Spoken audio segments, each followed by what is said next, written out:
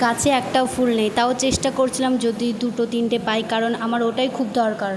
আজকে অনেক দিন পর আমাদের বাড়িতে গুরুদাদু এসেছে, তাই মা বলল দুটো ফুল নিয়ে আসতে।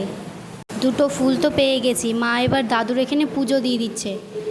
আর আজকে আমাদের বাড়িতে রান্না হয়েছিল করলা ভাজা, মাছ ভাজা। মাছটা পুরো নিরামিষ, নিরামিষ বলতে পেঁয়াজ রসুন ছাড়া, কারণ দাদু পেঁয়াজ রসুন খায় না, তাই মা নিরামিষই ঝোলটা করেছে। এইদিকে দাদুর খাবারও রেডি হয়ে গিয়েছে, তার আগে মা দাদুর পা ধুয়ে দিচ্ছে। আচ্ছা, এই নিয়মগুলো তোমরা কারা কারা করো কমেন্টে জানিও। দাদুর চরণ ধোয়া কমপ্লিট হয়ে গেছে, চলো এবার সবাইকে খেতে দিই। আর আমারও অনেক খিদে পেয়েছে, আমিও খেতে বসে পড়েছি। আর আজকের রান্নাটা কিন্তু বেশ দারুণ হয়েছিল খেতে।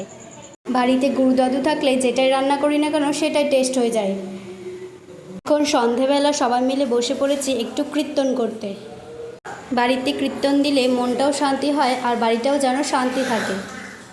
তো আজকের মতো টাটা, দেখা হচ্ছে অন্য কোনো ভিডিওতে।